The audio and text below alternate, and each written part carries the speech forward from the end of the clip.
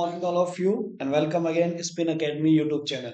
तो आज के इस वीडियो में हम लेके आए हैं 10th क्लास का सेकंड चैप्टर में सीबीएसई बोर्ड के अंदर किस टाइप के क्वेश्चंस पूछे गए उन सभी क्वेश्चंस को हम कवर करेंगे इस वीडियो में।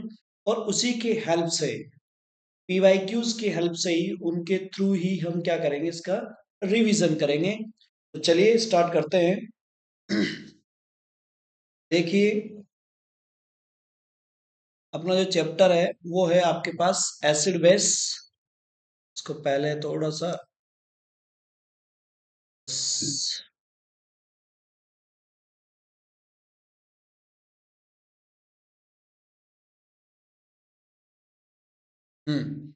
देखिए जरा।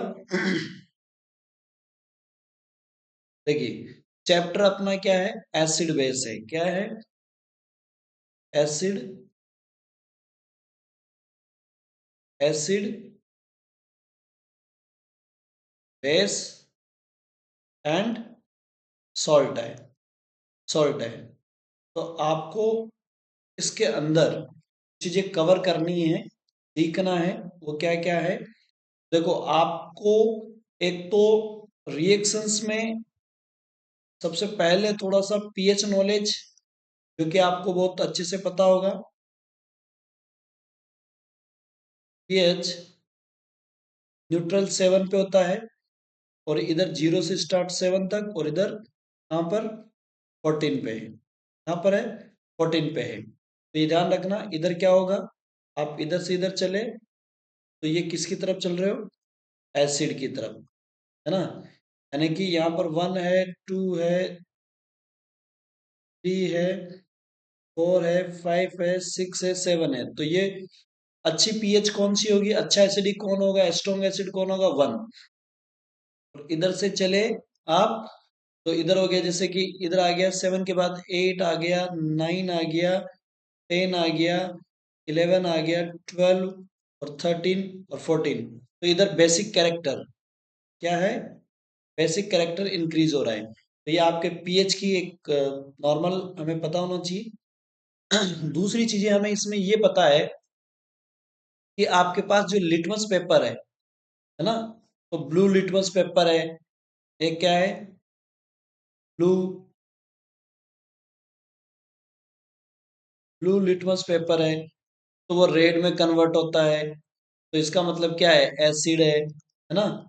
Blue turn in red, blue litmus paper turn in red, तो एसिड।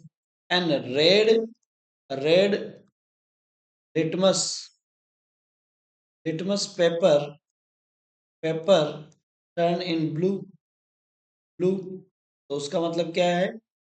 बेस है। क्या है? बेस है। दूसरी बात ये याद रखना, मैं इसमें बढ़िया सी छोटी सी बात फिर से बोल देते हैं, ट्रिक बोल देते हैं, ताकि तुम्हें ये पता रहे कि क्या कलर आएगा। देखो, हम बेसिक फंडा ये है कि आप बेस की फेवर में जो कलर है वो ब्लू है। कौन सा है? ब्लू है। और एसिड के फेवर में इनिशियली जो कलर्स है वो है रेड। मतलब आप यूं कह सकते हो कि बेस के लिए जो कलर है ना, वो ब्लू होगा। ले दे के अच्छा खासा कलर जो जिससे वो मोहब्बत है, वो ब्लू है। और एसिड में जो कलर है वो क्या है? एसिड का रेड है। मतलब एसिड का जो कलर है, उसको जो एसिड को मोहब्बत है वो रेड कलर से है, यूं मान लीजिए।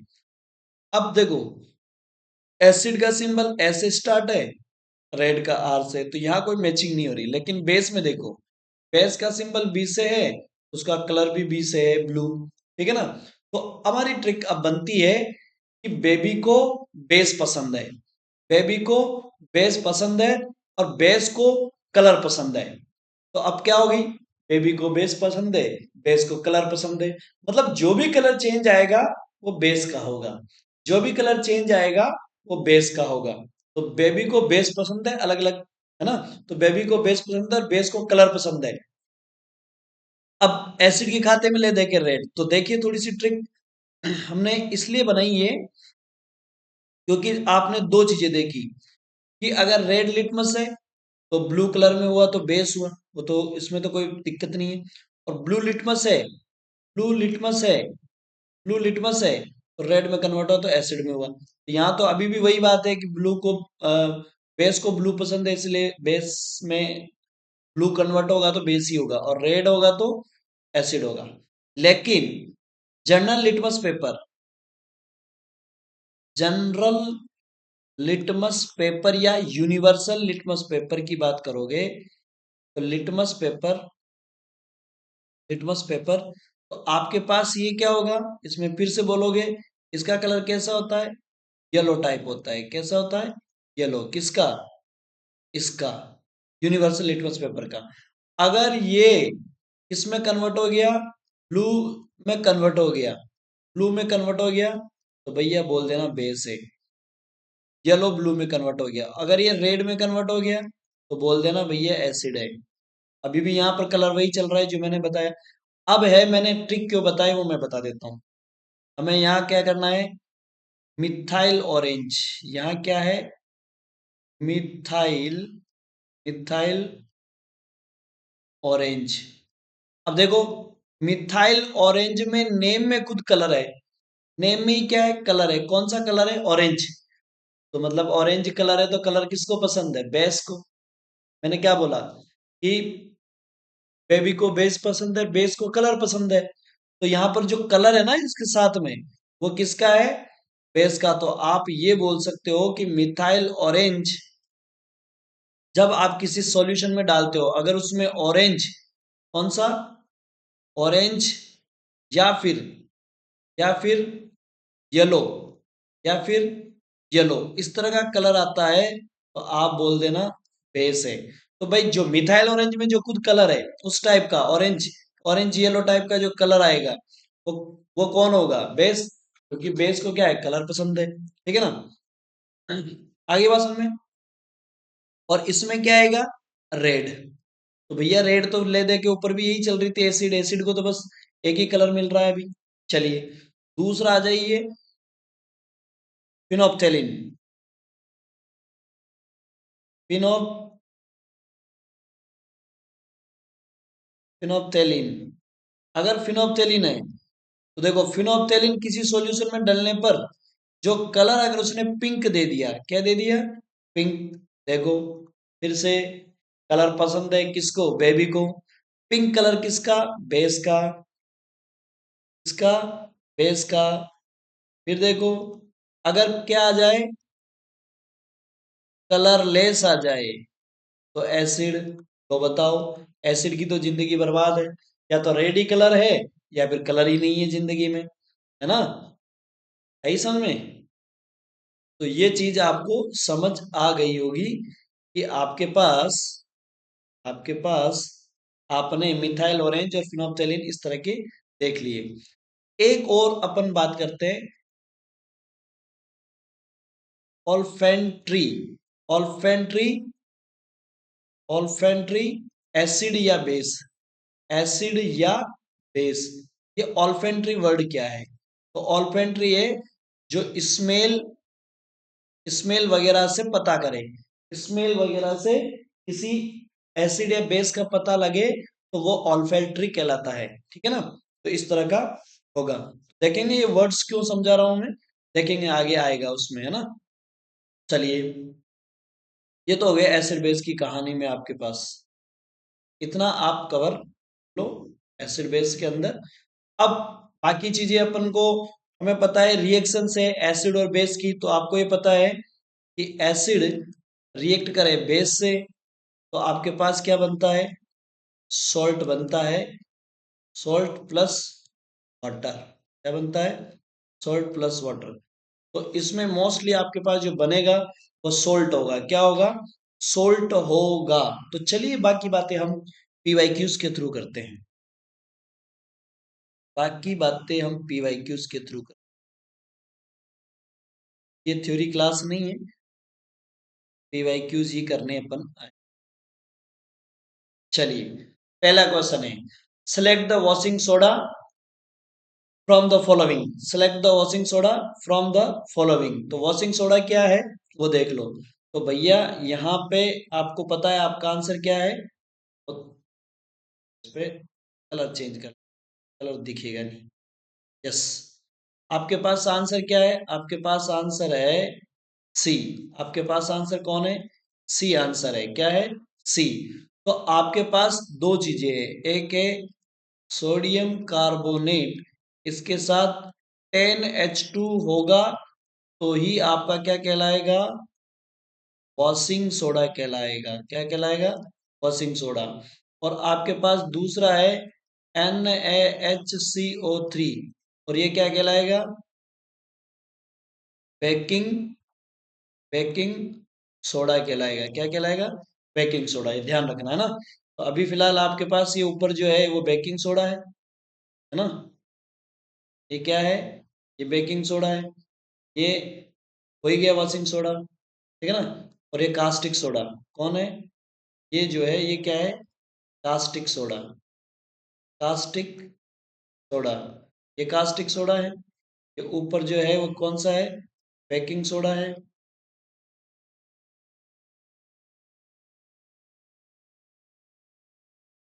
ये क्या है, ये बेकिंग सोडा है, ठीक है ना, ये बेकिंग सोडा है।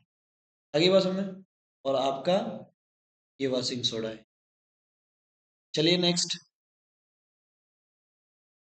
आइए, ये कह रहा है आपके पास mild NO, sorry mild non corrosive, है ना, कोरोसिव बेस कौन सा है। तो माइल्ड मतलब आपके पास है वीक, माइल्ड का मतलब क्या होता है, वीक। और नॉन कोरोसिव जो है, नॉन कोरोसिव वर्ड का मतलब क्या है, जो इजीली, इजीली क्या ना हो, डिस्ट्रॉय ना हो, इजीली क्या ना हो, रिएक्ट ना करें, तो वो कंडीशंस जो है नॉन कोरोसिव होती है, डिस्ट्रॉय ना हो जल्दी से, है ना, जल्दी से खत्म ना हो, तो वो है आपके पास बेस।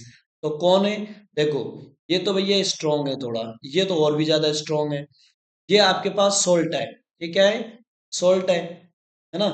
और ये आपके पास वीक है, तो आपके पास कौन है आंसर अभी, ये है माइल्ड है, नॉन कोरोसिव बेस है। नॉन कोरोसिव याद रखना, आगे और भी इसमें मिलेंगे। तो आपके पास ये देख लो कि अगर ऐसे नहीं पहचान सकते, तो फर्स्ट ए ग्रुप के और सेकंड ए ग्रुप के, सेकंड ए ग्रुप के जो एलिमेंट से बने बेस है वो स्ट्रॉन्ग है। फर्स्ट ए ग्रुप के जो है वो सबसे ज्यादा स्ट्रॉन्ग है ना। अप टू डाउन और बेसिसिटी बढ़ती जाती है, ठीक है ना, और लेफ्ट टू राइट घटती जाती है। तो सेकंड ग्रुप के जो है वो थोड़े कम होंगे एस ब्लॉक के अंदर, एस ब्लॉक के अंदर की बात चल रही है। चलिए नेक्स्ट पे बात कर लेते हैं। देखो जरा, ये कह रहा है 44 में क्या है, Neetu has two test tube containing dilute hydrochloric acid. इसके पास क्या है, हाइड्रोक्लोरिक एसिड है, and dilute sodium, sodium hydroxide solution, sodium hydroxide solution. तो भैया इसके पास क्या है, दो टेस्ट ट्यूब है, दो टेस्ट ट्यूब है। एक टेस्ट ट्यूब में क्या है, हाइड्रोक्लोरिक एसिड है ना। और दूसरे में क्या है, दूसरे में आपके पास NaOH, NaOH है, ठीक है ना।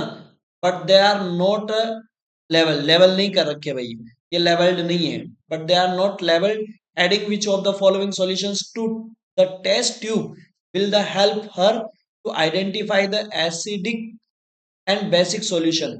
तो भैया कुछ ऐड करना है इसमें से, और वो बताना है कि इसमें से ये एसिड है और ये बेस है, या कौन एसिड है कौन बेस है, किसका नेचर कैसा है ना। अभी नहीं पता हमें कि कौन कैसा है, हमें क्या करना है, हमें कोई ना कोई इंडिकेटर्स यूज करना है या कोई रिएक्शन करवा के देखनी है। तो ये तो है विनेगर, ठीक है ना, ये कौन है, विनेगर। ये कौन है, बेकिंग सोडा। बेकिंग सोडा का फॉर्मूला क्या था, NaHCO3। विनेगर का फॉर्मूला क्या है, कल देखा था, विनेगर का फॉर्मूला एसिटिक एसिड होता है, OOH, है ना।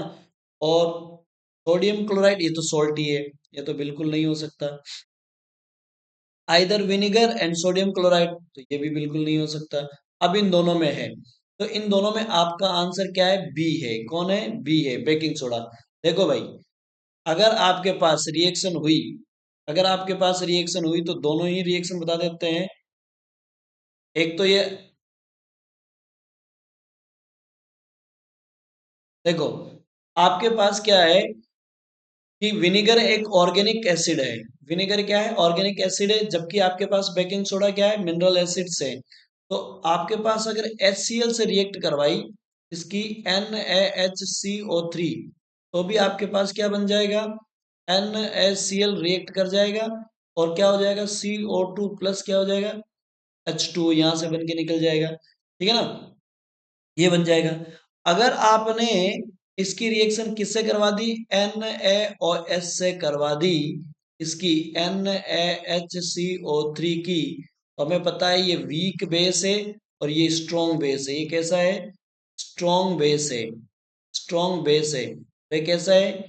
वीक बेस है। कैसा है? वीक बेस है। और ये आयनिक है तो जल्दी टूटेगा। तो ध्यान रखना भाई, वीक और स्ट्रॉन्ग बेस जो भी है, हम बेस की परिभाषा किसी बॉटल में रखे हुए सॉल्यूशंस के साथ नहीं कर सकते। ध्यान से सुनिएगा, मैं यहाँ पर बात बता रहा हूँ कि भैया किसी के अंदर कोई सॉल्यूशन रखा हुआ है लैब में, जैसे मान लीजिए कि H2SO4 क्या है, आपसे पूछ लिया, तो आप सीधा सीधा बोलोगे सर एसिड है। नहीं, ना तो वो एसिड है, ना बेस है, ना कुछ नहीं, एक केमिकल है, हमें नहीं पता। तो सर बुक में तो हमने सीधा सीधा देखा है H2SO4, पूरी दुनिया चिल्ला के बोल रही है कि H2SO4 एसिड है, एसिड है, एसिड है। अरे बुक में जहां लिखा हुआ है, बुक बिल्कुल सही बोल रही है, क्योंकि बुक ने इनिशियली स्टेज पे इस H2SO4 के रेफरेंस में जो माना हुआ है वो एक सॉल्वेंट माना हुआ है। कौन सा सॉल्वेंट है वो? सॉल्वेंट है वाटर।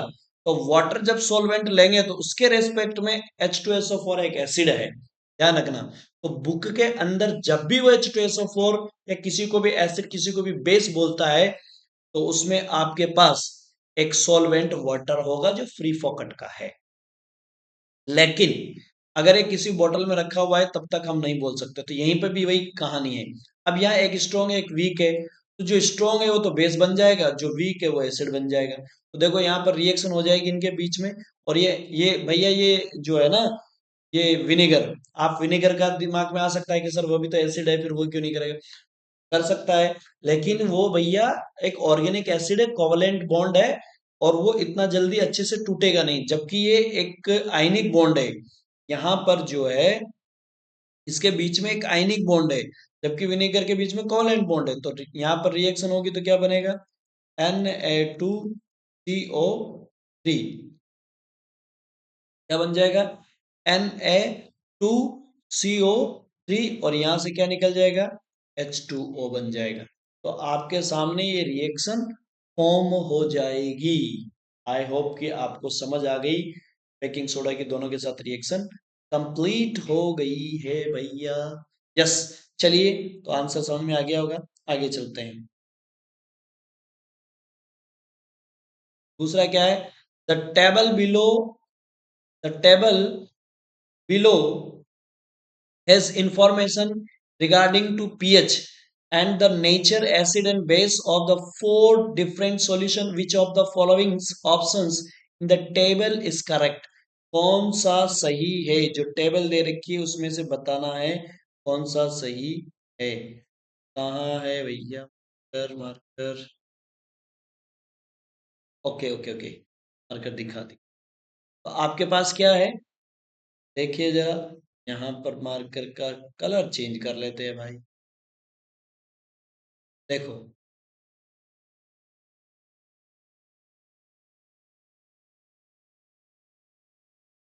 देखो जरा, यहाँ पर सॉल्यूशन दिया हुआ है उसकी, यहाँ पर एक आपको सॉल्यूशन दिया है, उसका एक कलर ऑब्जर्व दिया गया है। यहाँ पर पीएच है ना, किसके साथ है? पीएच पेपर के साथ कलर दिया हुआ है। और यहाँ पर आपको क्या दी हुई है? अप्रोक्स उसकी वैल्यू दी हुई है पीएच की। और यहाँ पर न्यूट्रल सॉल्यूशन में बताया गया, मतलब उसको सॉरी नेचर बताई गई है, न्यूट्रल नहीं नेचर बताई गई है। क्या है? नेचर, एसिड है, बेस है, क्या है? तो देखो जरा, लेमन, आपके पास है लेमन जूस। क्या है? Lemon juice. पहले में लेमन जूस, तो लेमन जूस का जो कलर है बताया है वो ऑरेंज है, ठीक है। और उसकी पीएच जो है 3 है, लेकिन गड़बड़ कर दी उसने यहाँ। अरे हमने पीएच अभी ऑर्डर में पढ़ी थी ना, पीएच पढ़ी थी ना हमने ऑर्डर में, 7, 14 और क्या है 0। इधर एसिड होगा, इधर बेस होगा, तो ये एसिड, ये बेस। तो बताओ, जिसकी पीएच 3 होगी वो बेसिक हो सकता है क्या? नहीं, तुम्हारा ये कट गया। चलिए दूसरी बात करते हैं, milk of magnesia. Milk of magnesia क्या होता है? MgOH का होल ट्वाइस। क्या होता है? MgOH का whole twice, milk of magnesia. इसका कलर कैसा है? ब्लू। और पीएच क्या है? बेस, बेसिक है, लेकिन इसका जो कलर ब्लू। यस, यहां तक अपनी बात ठीक ठाक है। अपन आगे आते हैं, पहले और को वेरी करते हैं। किसी को ये भी नहीं पता होगा कि भाई कलर क्या है, कोई बात नहीं, अभी आगे देखो। Gastric juice, gastric juice red colour, pH उसकी 6 है और एसिडिक नेचर वो बता रहा है। क्या बता रहा है? Acidic nature. अब गैस्ट्रिक जूस आपका क्या होता है? HCl। और HCl की पीएच भैया ये नहीं होती है, पीएच किसके अप्रोक्स होती है? 2 के अप्रोक्स होती है। तो यहाँ पर ये हो गया आपका गलत। ठीक है। प्योर वाटर, प्योर वाटर क्या है? 7 है, न्यूट्रल है, सारी बातें सही है, लेकिन कलर में गेम खेल गया, क्योंकि कलर उसका ग्रीन होता है। कैसा होता है? ग्रीन होता है, तो ये भी नहीं है। तो आपके पास आंसर क्या हो गया? Milk of magnesia B, milk of magnesia B. I hope कि आपको आंसर समझ आ गया होगा। चलिए आगे चलिए। Identify the product x obtained in the following chemical reactions. ये केमिकल रिएक्शन दी गई है, उससे आपको बताना है। तो आपको बखूबी पता है, कैल्शियम कार्बोनेट को आप जब भी रिएक्ट करते हो, हीट करते हो, तो ये डिसोसिएशन रिएक्शन में पड़ा हुआ है। ये CaO प्लस CO2 बन जाता है, फर्स्ट ही चैप्टर में है। तो इसको कौन सा? CaO, कैल्शियम हाइड्रोक्साइड, इसको क्या बोलते हैं? Quick lime. क्या बोलते हैं? Quick lime. इसके क्विक लाइम का फॉर्मूला होता है CaO, है ना। जिप्सम का फॉर्मूला क्या होता है? CaSO4.2H2O। ध्यान रखना, है ना। लाइमस्टोन का फॉर्मूला क्या होता है? CaCO3। प्लास्टर ऑफ पेरिस का क्या होता है? CaSO4.12H2O। तो आपके पास ये सारी चीजें आ गई, तो ये आपका। चलिए आगे।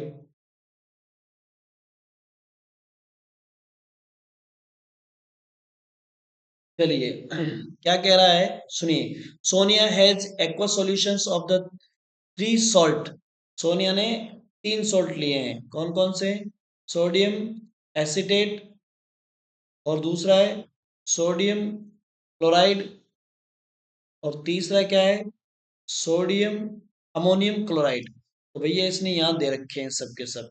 ठीक है, बहुत अच्छी बात है। चलिए कलर चेंज कर लेते हैं समझाने के लिए। आइए जरा थोड़ा सा समझते हैं। हमारे पास 2 सोल्ट है, कौन कौन से? एक NaCl, और पहला इसने दिया हुआ है वो कौन सा है? Sodium acetate NaCH3COO Na। तीसरा है आपके पास अमोनियम क्लोराइड। ये ये बना कैसे होगा? भाई जब हमने रिएक्शन करवाई होगी CH3COOH प्लस, Na कहाँ से आया होगा? NaOH से आया होगा। तब क्या बना होगा आपके पास? आपके पास बना होगा CH3COONA प्लस, दूसरा क्या है? H2O। तो यहाँ देख सकते हो आप, ये एक वीक एसिड है, वीक एसिड है, और ये एक स्ट्रॉन्ग है। क्या है? स्ट्रॉन्ग बेस है भाई साहब, स्ट्रॉन्ग बेस है। ऐसे ही बात करो जरा, NaCl कैसे बना होगा? देख लेते हैं NaCl भी कैसे बना होगा।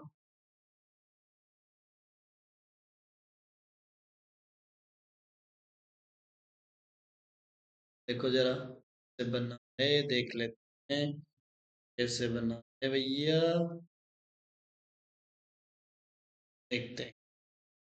तो देखो, आपने लिया होगा NaOH प्लस HCl, तब जाके बना होगा आपका NaCl प्लस H2।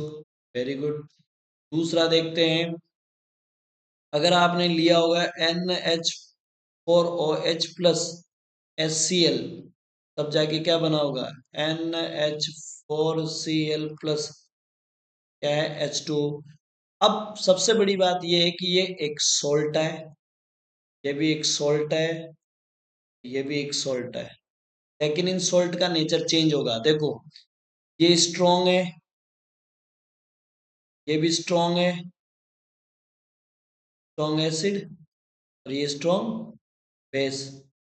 ये भैया वीक है, वीक बेस है, और ये स्ट्रॉन्ग है, स्ट्रॉन्ग एसिड है। ध्यान से सुनो, प्रभाव किसका रहेगा, स्ट्रॉन्ग का रहेगा, यानी कि ये जो बनेगा वो कैसा है, एसिडिक है। कैसा है, एसिडिक है। और ये दोनों स्ट्रॉन्ग स्ट्रॉन्ग है, तो कंप्लीटली न्यूट्रलाइज कर लेंगे, तो ये न्यूट्रल है, न्यूट्रल है ना, न्यूट्रल है। और यहाँ पर कौन स्ट्रॉन्ग है, बेस, तो इसका नेचर कैसा होगा, बेसिक होगा। कैसा होगा, बेसिक। अब देख लो आप क्या क्या है आंसर में। जिसका बेसिक होगा उसका पीएच किधर होगा, 8.7, तो ढूंढिए फटाक से। यहाँ पर होगा कौन, acetate, sodium acetate, sodium acetate, या तो ये होगा, चलिए यहाँ पे भी भाई, या तो कौन होगा, या तो ये होगा, और सोडियम एसीटेट यहाँ है। चलिए, बहुत अच्छी बात है। न्यूट्रल, इनके साथ न्यूट्रल ढूंढिए, सोल्ट, न्यूट्रल 7 pH में सोल्ट ढूंढिए, क्योंकि ये दोनों तो चले गए, ये दोनों तो चले गए, इसमें से सोल्ट ढूंढिए। ये है भैया, आंसर तुम्हारा डी, आंसर तुम्हारा डी है, आंसर तुम्हारा डी है। डी डी में है, डी डी में है भाई, डी डी में है, डी डी में है। डी डी किस में है, D D D D D D में है, डी डी। चलिए आगे चलिए। आई होप कि आपको क्वेश्चन समझ आ गया होगा। चलिए, washing soda is hydrated, washing soda is hydrated का मतलब होता है H2O के मोल्स, है ना। तो वॉशिंग सोडा जो हाइड्रेटेड है वो किसका हाइड्रेटेड है, किसका है, सोडियम कार्बोनेट का। भाई ये तो हमें फॉर्मूला लिखा है ना, Na2CO3 10H2O, ये है वॉशिंग सोडा का फॉर्मूला। वॉशिंग सोडा में जो हाइड्रेटेड है, ये रहा हाइड्रेटेड मॉलिक्यूल, किसका हाइड्रेटेड है, सोडियम कार्बोनेट का। चलिए, कुछ एसर्शन रीजन्स है, तो देखो भैया, ये इंपॉर्टेंट एसर्शन रीजन है, बहुत ज्यादा इंपॉर्टेंट है, इसमें मैं तुम्हें कंफ्यूजन बता दूंगा। कुछ बुक्स ने अलग माना हुआ है, कुछ ने अलग माना हुआ है, तो यहाँ देख लेना। मैं सिर्फ एनसीईआरटी के बेसिस पे चलूंगा, है ना, एनसीईआरटी के बेसिस पे हम बात करेंगे, एनसीईआरटी के बेसिस पे हम बात करेंगे। तो देखो, यहाँ पर है sodium hydrogen carbonate is use as, क्या है, इंग्रेडिएंट इन एंटासिड, इंग्रेडिएंट है, और किसका इंग्रेडिएंट है, एंटासिड्स का। ठीक है ना। एंटासिड क्या होता है, एंटासिड है जो एंटी एसिड, यानी कि अगर एसिडिक कहीं बढ़ गया है तो उसको न्यूट्रलाइज करने के लिए एंटासिड होगा, न्यूट्रलाइज करने के लिए एंटासिड होगा। भाई अगर मान लीजिए कि एंटासिड, अब सीधे सीधे बात करते हैं, स्टोमक की बात करें, है ना, स्टोमक की बात करें तो स्टोमक में आपके पास HCl की टेंडेंसी बढ़ जाती है अगर, तो आपके पास एसिडिटी हो जाती है, और एसिडिटी हो जाती है तो उसको न्यूट्रलाइज करने के लिए आप जिसे पीते हो उसे एंटासिड्स बोलते हैं। तो जैसे आपने इनो वगैरह लिया है ना, तो वो क्या है, आपके पास एंटासिड्स है, तभी तो वो आपकी एसिडिटी को न्यूट्रलाइज कर देता है। तो आप उसके लिए बेस का यूज करोगे, किसका लिए करोगे, बेस का यूज। तो एक बेस जो है उसे न्यूट्रलाइज कर देता है। अब यहाँ वो कौन सा बेस है, बेकिंग सोडा। घर पे मीठा सोडा होता है, बेकिंग सोडा होता है, उसका यूज करते हो तो आपकी एसिडिटी को जो है न्यूट्रलाइज कर देगा। तो आपको जो स्टोमक पेन है उसे रिलीफ मिलेगा, स्टोमक पेन से क्या मिलेगा, रिलीफ मिलेगा, है ना, तो ये ध्यान रखना। तो आपके पास इस माइल्ड, क्योंकि ये एक वीक एसिड है और नॉन कोरोसिव बेसिक है, सोल्ट है। हाँ, बेसिक सोल्ट है, ये बात भी सही है, ये बात भी सही है। लेकिन कुछ यहाँ पर वैसे एक्चुअल में ये होना चाहिए था, रीजन में ये लिखा होना चाहिए था कि NaSCO3 यानी baking soda is mild base and it is neutralise stomach pain, या न्यूट्रलाइज स्टोमक एसिड को न्यूट्रलाइज कर देता है। तब आप यहाँ कह सकते थे कि ए और बी दोनों ही करेक्ट है। तो इसमें कुछ लोगों ने ए माना हुआ है, कुछ लोगों ने बी माना हुआ है। ये तो बात है कि रीजन भी सही है, एक्सर्सन भी सही है।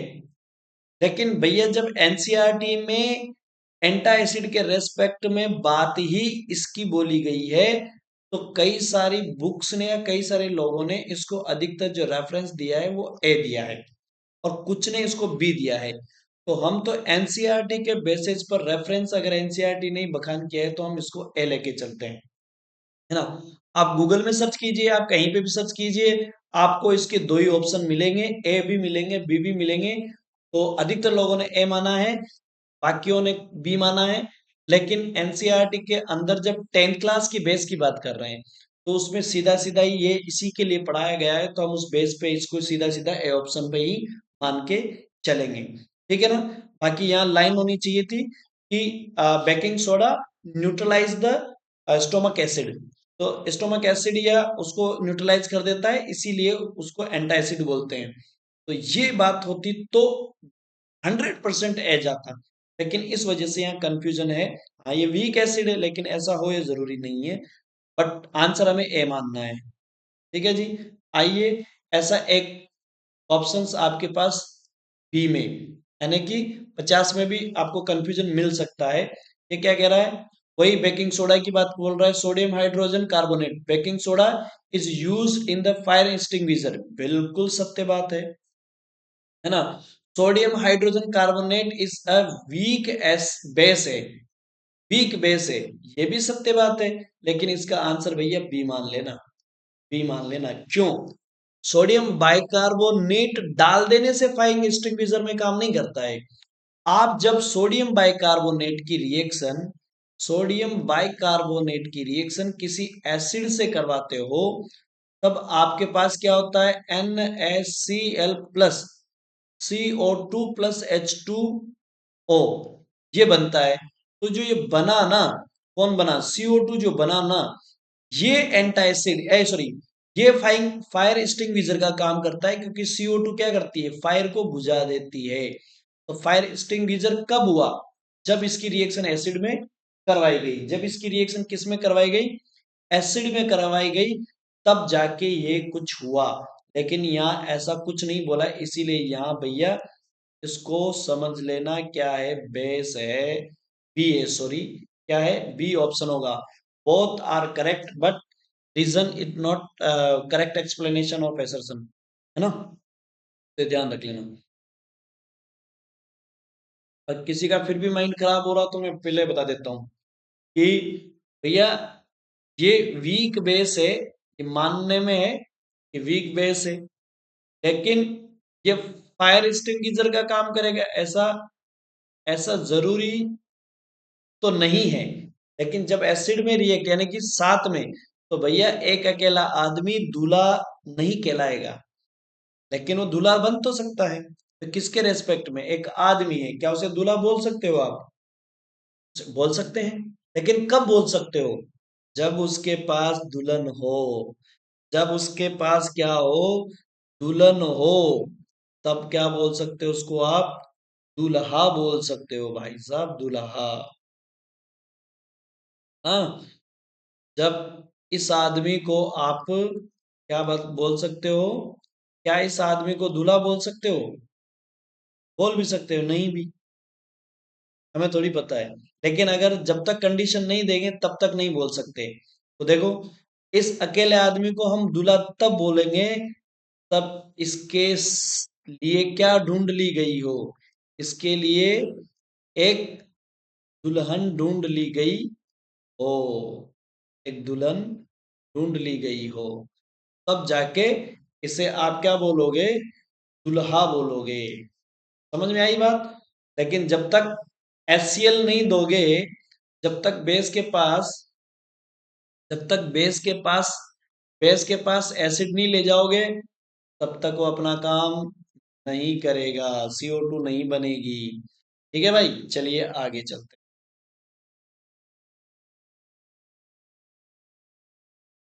चलिए 52 में क्या है आपके पास, 4 मार्क्स के लिए क्वेश्चन है। चलिए इस तरह के क्वेश्चन सब आने स्टार्ट हो गए हैं।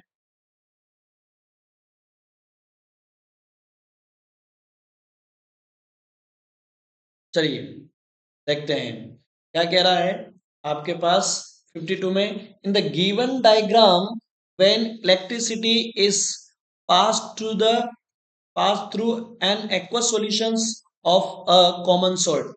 तो सीधी सीधी बात है, इसकी बात की इसने, कॉमन सॉल्ट की बात की है। किसकी बात की है, कॉमन सॉल्ट। तो भैया हमें पता है कॉमन सॉल्ट का फॉर्मूला क्या होता है, कॉमन सॉल्ट, इसे टेबल सॉल्ट भी बोलते हैं। क्या होता है, NaCl होता है साहब। क्या होता है, NaCl। उसका एक एक्वस सॉल्यूशन बनाया है, यानी पानी में बनाया है। किस में बनाया है, पानी में, एक्वस सॉल्यूशन है ना।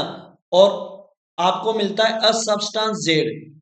इसके लेने से, एक सॉल्यूशन बनाने से एक सब्सटेंस जेड मिलता है, इज प्रोड्यूस। लेकिन जेड कैसे प्रोड्यूस होता है, सुनो। Is produce along with the evolutions of the gas X, है ना, evolutions of the gas X and Y when a burning matchstick. देखो, दो गैसें बनी है, एक एक्स बनी है और एक वाई बनी है। कौन बनी है, वाई बनी है। एक्स और वाई जो है वो गैसें बनी है। लेकिन आप यहाँ क्या करो, when burning matchstick brought near the gas Y, Y के पास लेके गए तो पॉप साउंड की तरह हुई। ओहो, H2 है। वाई तो पॉप साउंड आते ही पहले पहचान लिया है कौन है, H2 है। ठीक है। whereas the X is used disinfecting drinking water. भैया ये बात भी लिख लो, एक्स ड्रिंकिंग वाटर के क्लीनिंग में जो यूज किया जाता है ना, डिसइंफेक्टिंग में यूज किया जाता है, वो Cl2 गैस ही होती है। कौन होती है, Cl2 गैस। ये भी ध्यान रख लेना। चलो, ये बात तो करा मैं, वैसे हिंट से पता लगा, लेकिन हम फिर भी इसका एक काम करते हैं। तो हम क्या करते थे, हमने थ्योरी में पढ़ा हुआ है, हमने एक क्या लिया इसमें, एक सॉल्यूशन लिया और सॉल्यूशन में इलेक्ट्रोड्स डाले और इलेक्ट्रोड्स को आपस में कनेक्ट कर दिया। और कनेक्ट किया, हमें पता है कि हम क्या करते हैं, इधर कौन है हमारे पास, एनोड है। क्या है, एनोड है। और इधर कौन है आपके पास, कैथोड है। कौन है, कैथोड है। और ये आपके पास नेगेटिव चार्ज होगा और ये आपके पास पॉजिटिव चार्ज होगा। क्या होगा, पॉजिटिव चार्ज होगा। अब आप देखो, NaCl को जब पानी में डालोगे तो Na+ और Cl- में टूट जाएगा। जब वाटर इसमें रहेगा तो वाटर भी करंट इलेक्ट्रिसिटी पास करोगे, तब आपके पास H+ और प्लस OH- में रहेगा। हमने पहले क्या पढ़ा था, हमने सीधा सीधा पहले पढ़ा था कि Na और H में से जब दौड़ के जाएगा, Na और H में से जब दौड़ के जाएगा तो रिड्यूस होने के लिए जाएगा, तो किसके पास जाएगा, कैथोड के पास जाएगा और वहां से इलेक्ट्रॉन लेगा और रिड्यूस हो जाएगा। वहां से इलेक्ट्रॉन लेगा और रिड्यूस हो जाएगा। तो आपके पास रिड्यूस कहाँ होता है, रिडक्शन कहाँ होता है, कैथोड में होता है। ऑक्सीडेशन कहाँ होता है, एनोड में होता है। तो आप सीधा सीधा कह दोगे कि कैथोड में जाके, लेकिन शर्त ये है कि दोनों में से जीतेगा कौन, दोनों में से कोई एक ही जाके रिड्यूस होगा। ध्यान रखना भैया, सोडियम और हाइड्रोजन में से जिसकी रिडक्शन पोटेंशियल वैल्यू जिसकी हाई होती है वो जाके जो है रिड्यूस होगा। तो यहाँ हाइड्रोजन की रिडक्शन पोटेंशियल वैल्यूज हाई होगी, क्योंकि हाइड्रोजन की रिडक्शन पोटेंशियल वैल्यू 0 होती है और सोडियम की नेगेटिव में होती है। तो यहाँ पर कौन जीतेगा, सोडियम, सॉरी हाइड्रोजन। और आप यूं भी बोल सकते हो कि भाई हाइड्रोजन छोटा स्मॉल साइज का होता है, इसीलिए वो रन जल्दी करेगा। ठीक है ना। दूसरा यहाँ पर क्लोरीन माइनस और OH- में कौन जीतेगा, क्लोरीन जीतेगी। कौन जीतेगी? क्लोरीन, क्योंकि वही रिडक्शन इसमें यहाँ पर जो है आपकी ऑक्सीडाइजिंग पोटेंशियल वैल्यूज पे डिपेंड करता है। तो जिसकी ज्यादा ऑक्सीडाइजिंग पोटेंशियल वैल्यूज हाई होगी वो जाके क्या करेगा? रिड्यूस ऑक्सीडाइज होगा। तो यहाँ पर Cl की ज्यादा होती है। ऐसे मैं बता देता हूँ थोड़ा सा ऐसे कि जिसके पास जिसके पास O की संख्या बढ़ती जाएगी, जिसके पास O की संख्या बढ़ती जाएगी उसके ऑक्सीडाइज होने की टेंडेंसी घटती जाएगी। ध्यान रखना। तो आप देखोगे तो सबसे जल्दी ऑक्सीडाइज Cl होगा, फिर OH होगा, फिर NO3 होगा, फिर SO4 होगा। ये ध्यान रखना ऑर्डर।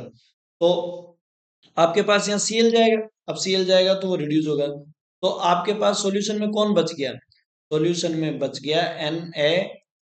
सॉल्यूशन में बच गया कौन? Na और OH। ये दोनों ही क्या हो गए? ये दोनों ही सॉल्यूशन में बच गए। तो भैया जो सॉल्यूशन में बनेगा इस रिएक्शन के मेथड से, जेड आपका क्या है? जेड आपका NaOH ही। जेड क्या है? NaOH ही है। अब मैं रिएक्शन बता देते हैं इसमें। रिएक्शन क्या थी?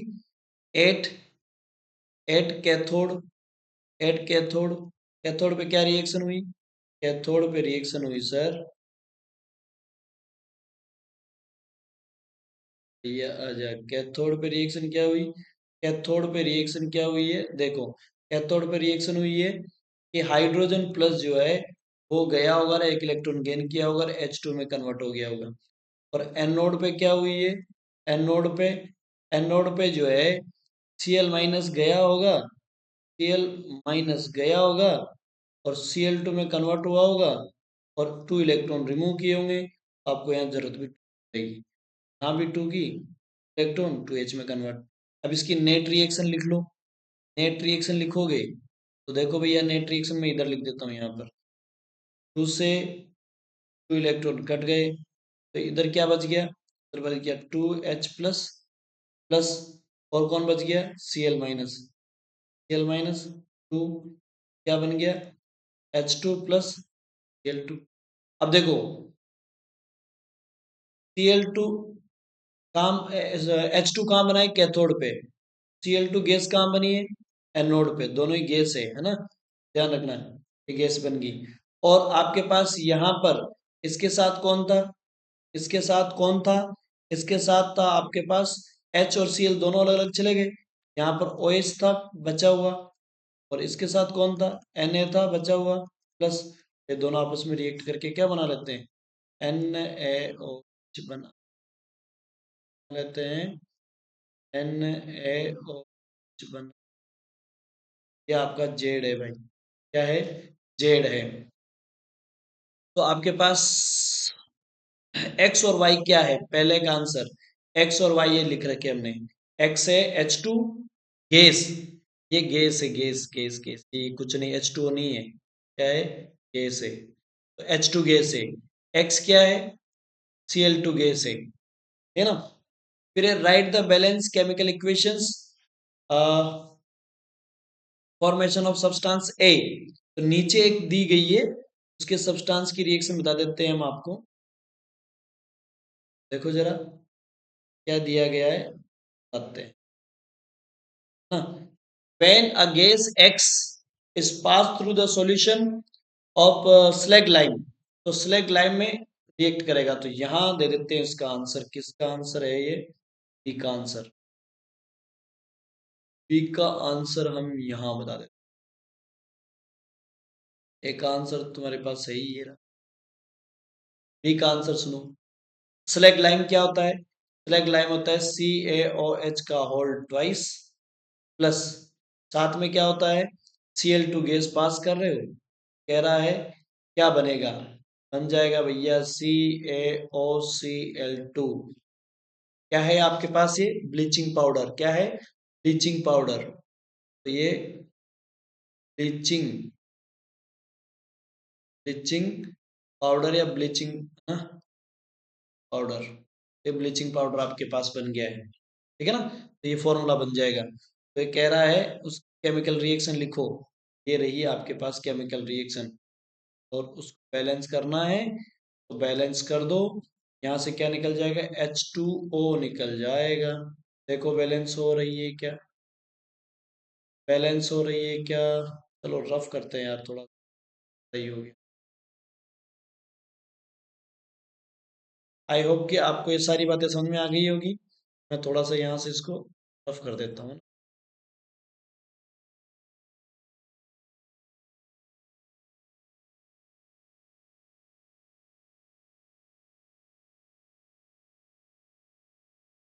लिख लेना, ये चीजें तो आप लिख लेना,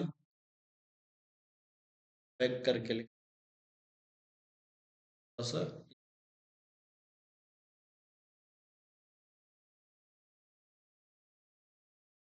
चलिए, ये रिएक्शन तो आपके सामने।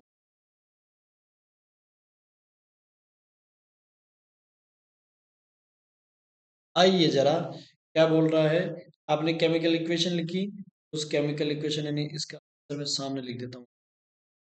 CaOH का होल ट्वाइस, आपने ये लिया, रिएक्शन Cl2 से करवाई, आपके पास बन गया CaOCl2 प्लस H2O। अब बैलेंसिंग देख लो इसकी, Cl2 इधर है, इधर भी Cl2 है, इधर Ca एक इधर है, इधर ऑक्सीजन दो है, एक इधर है एक इधर है, दो हो गई, H2 दो है, बैलेंस है, ये ऑलरेडी बैलेंस है। ठीक है भाई, तो ये आ गई आपके पास रिएक्शंस भी इक्वेशंस। फिर कह रहा है राइट योर ऑब्जर्वेशंस, क्या ऑब्जर्वेशंस लिखनी है, ध्यान से सुनो। सी का बता रहे हैं, सी का। If a drop of blue litmus solutions is added to the aqua solutions of the Z. आपने क्या किया, जेड है ना, जेड कौन है, आवर जेड इज NaOH है, और इसके सॉल्यूशन में आपने क्या है, litmus solution, blue litmus solution add किया आपने इसके अंदर, तो क्या होगा, ब्लू लिटमस सॉल्यूशन ऐड किया है। अब लिटमस सॉल्यूशन खुद ब्लू है, ये बेस है, तो आपके पास कोई चेंज नहीं होगा, वो ब्लू का ब्लू ही रहेगा। क्या होगा, ब्लू का ब्लू ही रहेगा, उसमें कोई चेंज नहीं आएगा। ठीक है।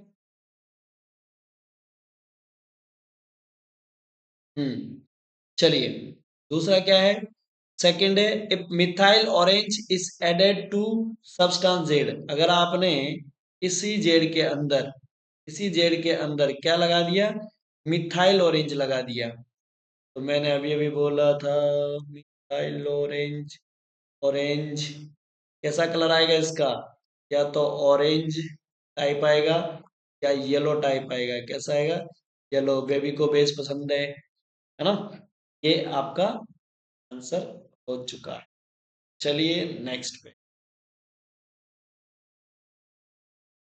53 क्या है, a compound X which is the prepare from gypsum has the property of harding. यहां पर देखो भैया, कैसी प्रॉपर्टी है उसकी, हार्डनेस हार्डनेस हार्डनेस,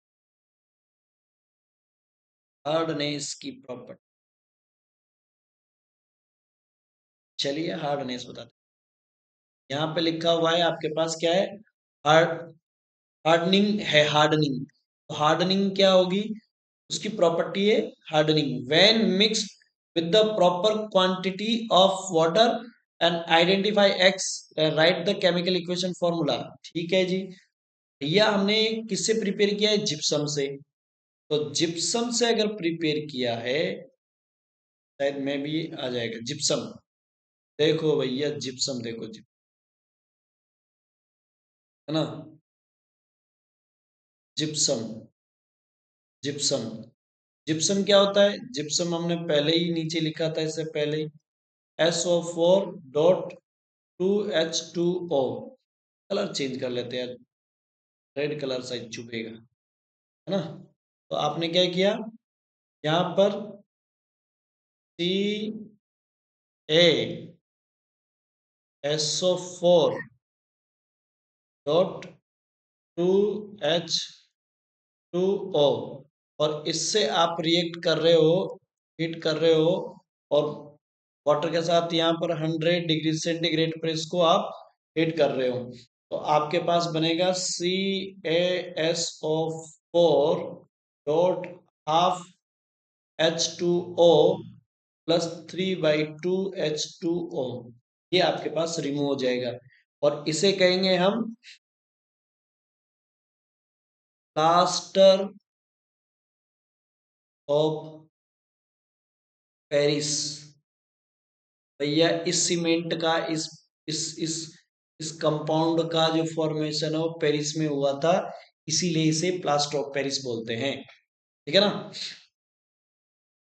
और इसका यूज मेडिकल में यूज किया जाता है ना। मेडिकल के लिए यूज होता है इसका।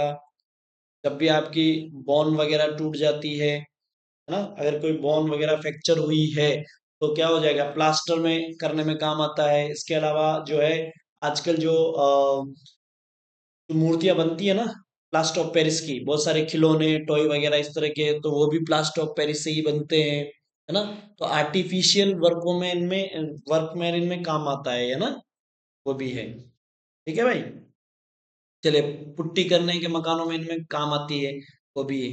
ये फिर कह रहा है state the different chemical composition between the baking soda and.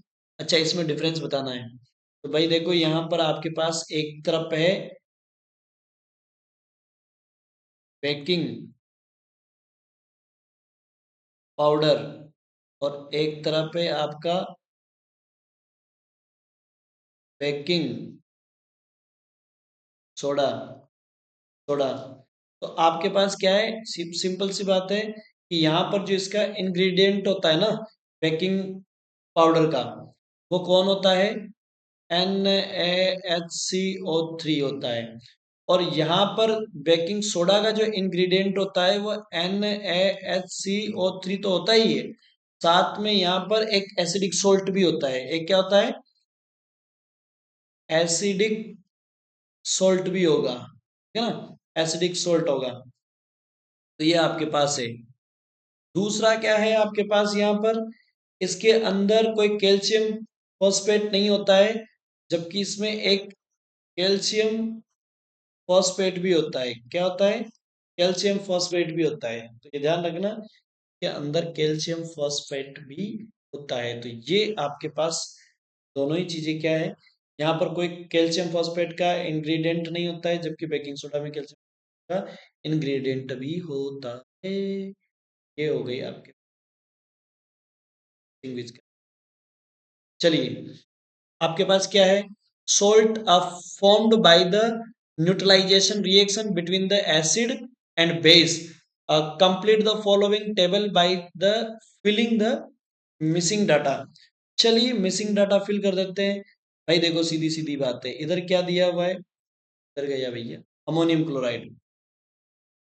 तो पहले वाले में जो है वो दिया हुआ है अमोनियम क्लोराइड, में फॉर्मूला लिख लेता हूँ। यस, है ना, उसने खुद ने फॉर्मूला दिया हुआ है। दूसरे में आपके पास जो है डेटा में दूसरे के अंदर है भाई साहब कॉपर सल्फेट। तो मैं सीधा फॉर्मूला लिख लेता हूँ, कॉपर सल्फेट का मुझे पता है। तुम्हें नहीं आता है तो तुम पता करो, लेकिन अगर आता है तो हम ये पता कर लें कि ये बना किससे, अमोनियम क्लोराइड।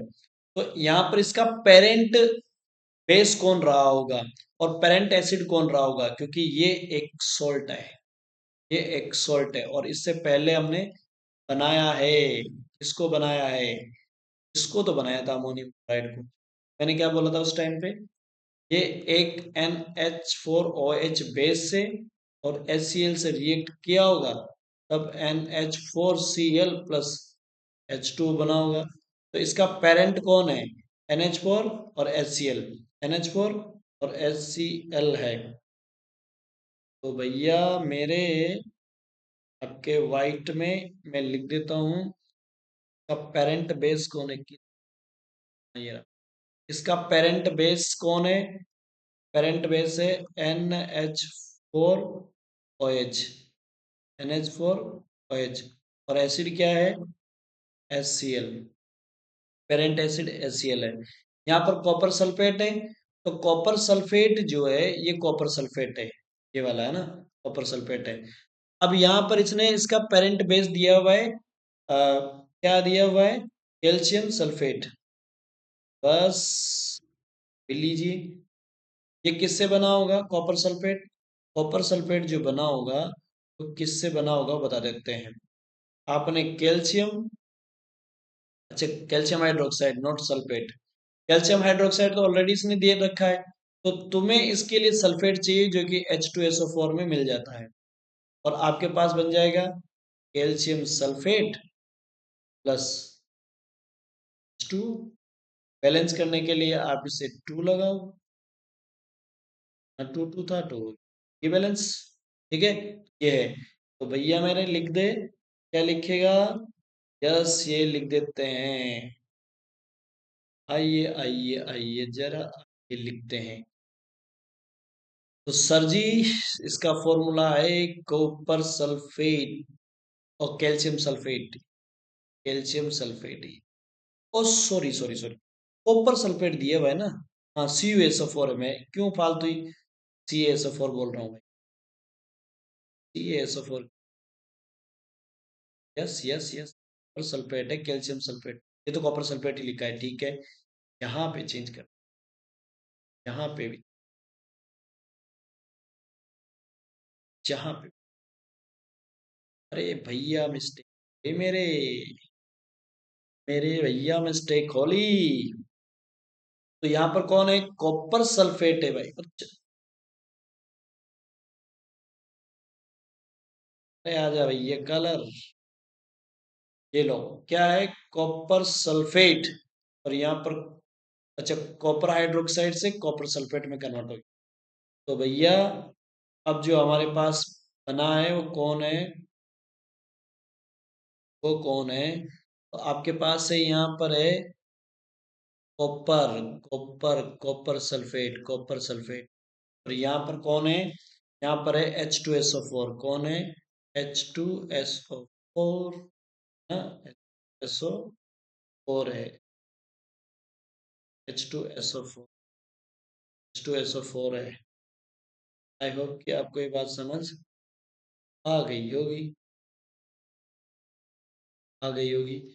ये है आपके पास, कौन है यहाँ पर? कॉपर सल्फेट का। ठीक है, तो चलिए आगे बढ़ लेते हैं।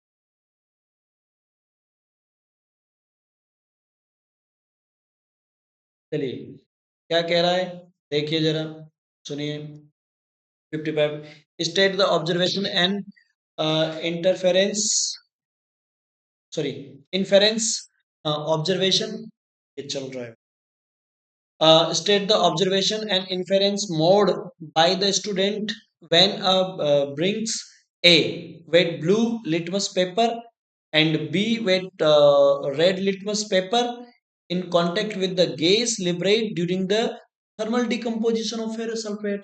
ओहो, सबसे पहले तो वही लिख लेते हैं, फर्स्ट चैप्टर की रिएक्शन, फर्स्ट चैप्टर की रिएक्शन, फर्स्ट चैप्टर की रिएक्शन क्या था? फर्स्ट चैप्टर की रिएक्शन में FeSO4, और इसका डिकम्पोजिशन करते हैं हीट में, आपको मिलेगा Fe2O3 plus SO2 plus SO3, ये मिलेगा।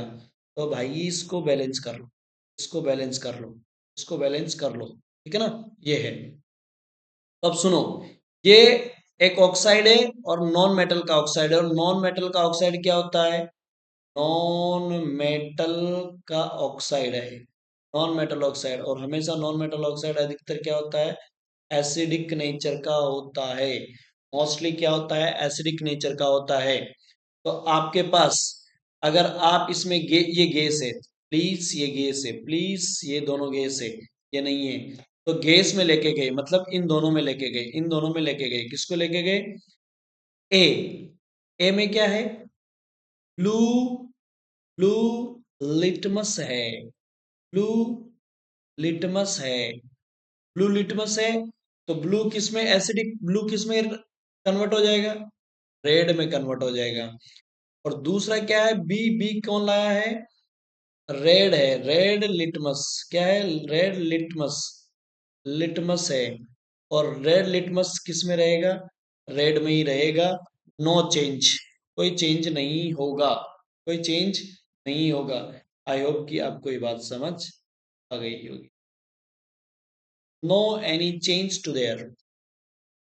56 अ क्लॉथ स्ट्रिप, अच्छा cloth strip dipped in the onion juice, एक ऑनियन जूस है उसमें डिप किया है, is use for the testing X liquid X, testing liquid X, testing liquid X, testing liquid X. तो ठीक है, testing liquid X, the liquid X change its odour, जो smell है, ऑर्डर मतलब यहाँ क्या है इसमें, स्मेल। तो आपने जो लिक्विड है उसको रखा, liquid exchange in the order, उसका ऑर्डर चेंज कर लेता है। Which type of an indicator is onion juice, ये किस टाइप का इंडिकेटर है। हमने पहले ही बोला था, क्या बोला था, कि आपके पास जो स्मेल वाले इंडिकेटर्स होते हैं उनको क्या बोलते हैं, ऑल्फैक्टरी, ऑल्फैक्टरी इंडिकेटर, क्या बोलते हैं, ऑल्फैक्टरी इंडिकेटर, ऑल्फैक्टरी इंडिकेटर। सो आपके पास जो ऑनियन जूस है वो ऑल्फैक्टरी इंडिकेटर्स हैं, क्या है, ऑल्फैक्टरी इंडिकेटर है। सो आप कह सकते हो the onion juice is a olfactory indicator, and any type of the indicator change the orders, change the smell, then they are called olfactory indicators. ऐसे जो भी अपने ऑर्डर्स को चेंज करता है उसको क्या बोलते हैं, ऑल्फैक्टरी इंडिकेटर्स बोलते हैं, क्या बोलते हैं, ऑल्फैक्टरी इंडिकेटर्स बोलते हैं। ठीक है जी, चलिए आ जाइए आगे बात समझते हैं क्या बोल रहा है ये। किस टाइप का इंडिकेटर, ये बात हो गई है। The liquid x turn blue litmus red, the liquid x, जो लिक्विड एक्स है वो ब्लू लिटमस को, इसको ब्लू लिटमस को, ब्लू लिटमस, ब्लू लिटमस है ना, blue litmus, list the observations the liquid x will show on reacting with the following। ठीक है, रेड में बताया है, blue litmus red, blue litmus किस में आता है, रेड। भाई जब ब्लू लिटमस अगर रेड में चेंज होता है तो उसका नेचर कैसा हो गया, एसिडिक हो गया, कैसा हो गया भैया, एसिडिक हो चुका है। तो अगर आपके पास जिंक जो है वो उससे रिएक्ट करेगा, जिंक क्या करेगा, उससे रिएक्ट करेगा, ब्लू लिटमस रेड, ठीक है सही है। जिंक ग्रेन्युल्स इससे रिएक्ट करेगा तो क्या बनेगा,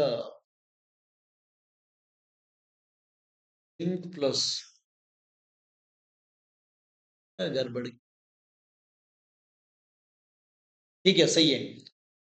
हाँ तो इसमें कह रहा है कि अगर इसमें ये रिएक्ट करेगा के अंदर जिंक से है, और दूसरा क्या है, soda, sodium, solid sodium carbonate है। तो भाई देखो, अगर ये सॉलिड सोडियम कार्बोनेट Na2CO3 अगर इससे ये एसिडिक है, एसिडिक है तो इससे रिएक्ट करेगा तो क्या बनेगा, एक तो सोल्ट बनेगी, एक CO2 बनेगी, तो ब्रिक्स इन्फ्लुएंस के साथ निकलेगी, यानी झाग बनाकर निकलेगी। तो यहाँ पर जो हैपनिंग होगी वो क्या होगी, आप जैसे ही इस एसिड में कैल्शियम कार्बोनेट डालोगे तो उसमें से क्या होगी, झाग, यानी ब्रिक्स इन्फ्लुएंस बनेगी, वहां पर झाग बनेंगे, वहां पर इवापोरेट होंगे वहां से, है ना। तो ये कंडीशंस होगी तो CO2 यहाँ से निकल जाएगी। ठीक है भाई, ये एसिड होगा तो वहां पे ये दिखेगा आपको। दूसरा क्या है, आपके पास जिंक है और एसिड लिया है तो भाई बोल देना सोल्ट बनेगा, क्या बनेगा, सोल्ट प्लस वाटर जो भी होगा यहाँ पर, H2 गैस, सॉरी मेटल है ना, तो H2 गैस बनेगी, क्या बनेगी, H2 गैस बनेगी। तो ध्यान रखना, जिंक अगर इससे रिएक्ट करेगा तो यहाँ सोल्ट तो बनेगा ही और हाइड्रोजन गैस निकलेगी, जबकि इसमें क्या होगा, सोल्ट बनेगा, CO2 गैस निकलेगी। ठीक है भाई, ये दोनों बातें समझ में आ गई। और वो पॉप साउंड की वॉइस देगी, पॉप साउंड की वॉइस देगी तो आप यहाँ बता सकते हो, when we are taking a majestic and to nearby the test tube, then they are produce a pop sound. ठीक है ना? दूसरा यहाँ इसका पहचान कैसे कर सकते हो CO2 है कि इसको क्या कर देना, इसको CO2 को मिल्क ऑफ मैग्नीशिया में ले जाना, नहीं नहीं सॉरी, किस में ले जाओगे, कैल्शियम हाइड्रोक्साइड में ले जाना है, किस में ले जाना है, कैल्शियम हाइड्रोक्साइड में, इसमें ले जाओगे तो ये मिल्की वाटर में कन्वर्ट हो जाएगा, किस में हो जाएगा, मिल्की कलर में कन्वर्ट हो जाएगा। CaCO CaOH का होल ट्वाइस में अगर इसको CO2 को पास करोगे तो क्या हो जाएगा, ये मिल्की, मिल्की कलर है ना, मिल्की मिल्की में। चलिए 57, सजेस्ट ऑन क्या लिखा हुआ है, रीमेड, ठीक है, remedial measured is to counteract the change in pH in human beings in the following cases। पहला केस क्या है उसको देख लो, फर्स्ट केस क्या है उसको देख लो, क्या है भैया, आप सजेस्ट करना उसको, है ना, उसको सजेस्ट करेंगे तो क्या करना है इसमें, productions of the too much acid in the stomach during the, भाई ये बात सही है, इस इससे कितनी बार क्वेश्चन आ चुका है भैया, यस। देखो आपके पास क्या है स्टोमक में, ड्यूरिंग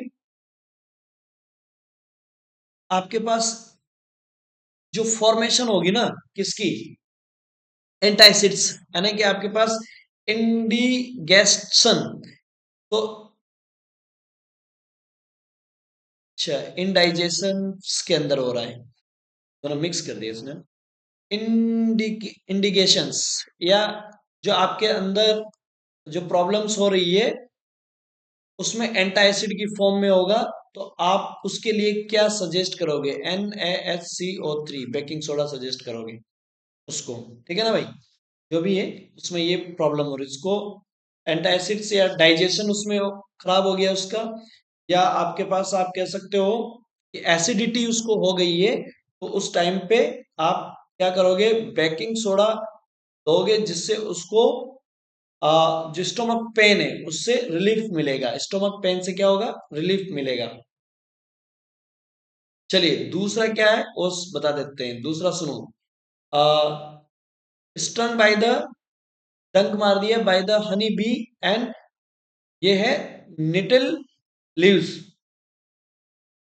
निटल लीव्स ये एक प्लांट होता है भाई, है ना, निटल लीव्स क्या होता है, एक प्लांट होता है, और इसकी जो लीव्स होती है ना, लीव्स, इसकी लीव में इस तरह से थोड़ा थोड़ा तरह की स्ट्रक्चर्स होती है, हल्की हल्की ऐसी, यूं मान लीजिए कि तुलसी का जो पत्ता होता है ना उसके जैसा होता है, इसी तरह तुलसी के जैसा पत्ता होता है उसकी, तुलसी की लीव्स की तरह होती है, तो तुलसी की लीव की तरह होती है ना, तो इसके अंदर है ना छोटे छोटे छोटे रोम होते हैं, है ना, छोटे छोटे इस तरह के रोम्स होते हैं, अगर इन रोम को आप लेके जाओगे, इन इसके पास हैंड लेके जाओगे, तो इससे आपको क्या होगी,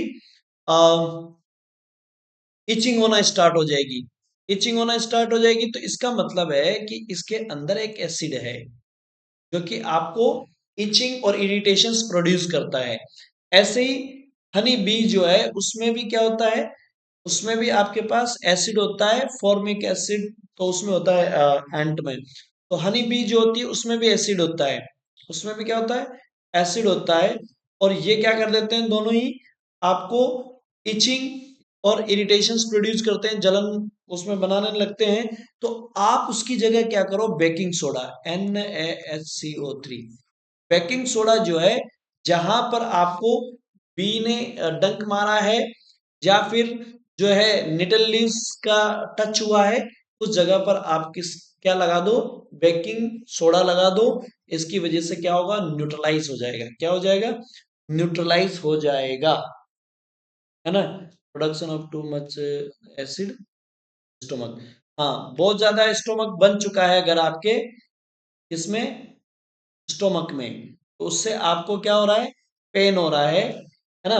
तो उस टाइम पे आप क्या करोगे, उसको एंटासिड्स के लिए बेकिंग सोडा दोगे, क्या बोलोगे, बेकिंग सोडा, जिससे क्या होगा, उसको पेन रिलीफ होगा, स्टोमक पेन रिलीफ मिलेगा। 23 में पूछा गया क्वेश्चन है भाई, ध्यान रखना, है ना। चलिए आगे नेक्स्ट में आ जाइए।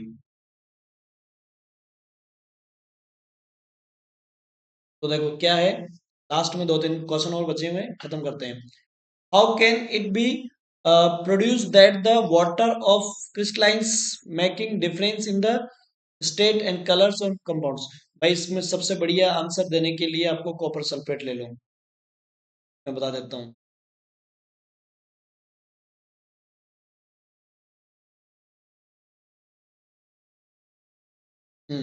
देखो यहाँ पर कह रहा है कि आप कैसे, how can it be prove, हाँ, how can it be prove, not produce, prove है, कैसे प्रूव करोगे that that the water of crystallisation make the difference in the state colours and compounds, कि किसी भी क्रिस्टलाइन कंपाउंड के साथ water molecule होते हैं, इसे कैसे प्रूव करोगे। देखो कॉपर सल्फेट जो है उसका कलर होता है ब्लू, और जब ब्लू होता है तब उसके पास जो वाटर मॉलिक्यूल होते हैं वो होते हैं 5।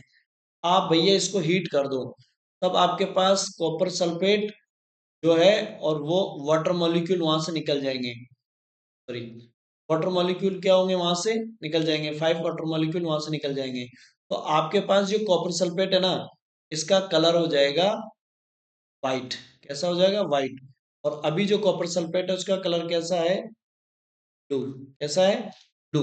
तो कॉपर सल्फेट का जो कलर है वो ब्लू है, और ब्लू से किस में हो गया, व्हाइट में कन्वर्ट हो गया।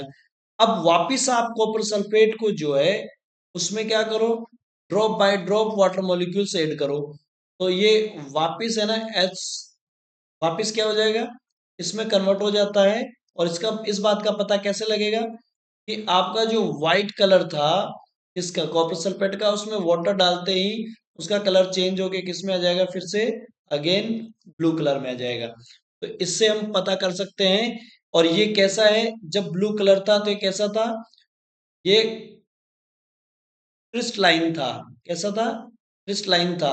और जब ये कॉपर सल्फेट में व्हाइट कलर में आया तब ये कैसा हो गया, पाउडर में हो गया था, किसमें, पाउडर में। तो इससे पता लगता है कि क्रिस्टलाइन फॉर्म में वाटर मॉलिक्यूल्स हैं, है ना। आगे बात समझ में, तो ये कंडीशंस आपके पास है।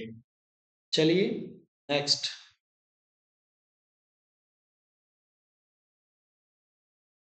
राजा भैया,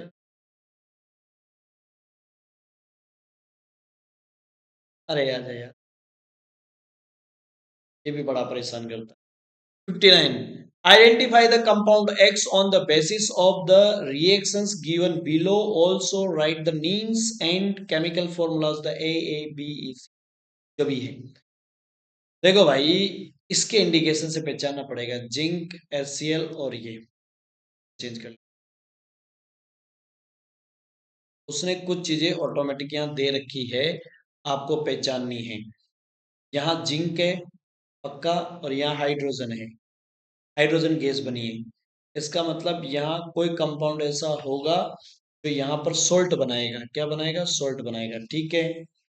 फिर कह रहा है जब उसको हम HCl के साथ रिएक्ट करते हैं तो वाटर मॉलिक्यूल बनाता है, मतलब भैया अगर यहाँ H है और यहाँ H2O बना है, तो यहाँ H है तो यहाँ OH होगा ही होगा, ठीक है।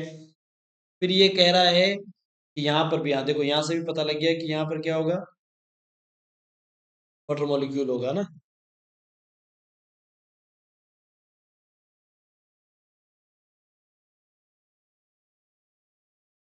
चलिए इसको भी देख लेते हैं, लास्ट है, लास्ट लास्ट लास्ट। देखो आपके पास क्या है, यहाँ पर OH है, ठीक, और यहाँ एसिड है, यहाँ भी वाटर मॉलिक्यूल है, पक्का ये बात सही है। अब हमने एक रिएक्शन जिंक के साथ पढ़ी थी कि जिंक की रिएक्शन जो है वो किससे करवाते हैं, सोडियम हाइड्रोक्साइड से, बेस से करवाते हैं, किससे करवाते हैं, बेस से। जब हम किसी मेटल की रिएक्शन बेस से करवाते थे तो आपके पास बनता था ZnO Na ये हो गया Zn। इसको कैसे लिखते थे? Zn, ये Na2O2 सोडियम जिंकेट। ये क्या है? सोडियम सोडियम जिंकेट जिंकेट है, सोडियम जिंकेट है। तो आपको पता है कि O और N जिंक के साथ गया तो यहाँ H2 है, तो यहाँ साथ में बनेगी H2 गैस। तो पहला तो आपके पास ए मिल चुका है। ए क्या है? ए सोडियम जिंकेट है ना।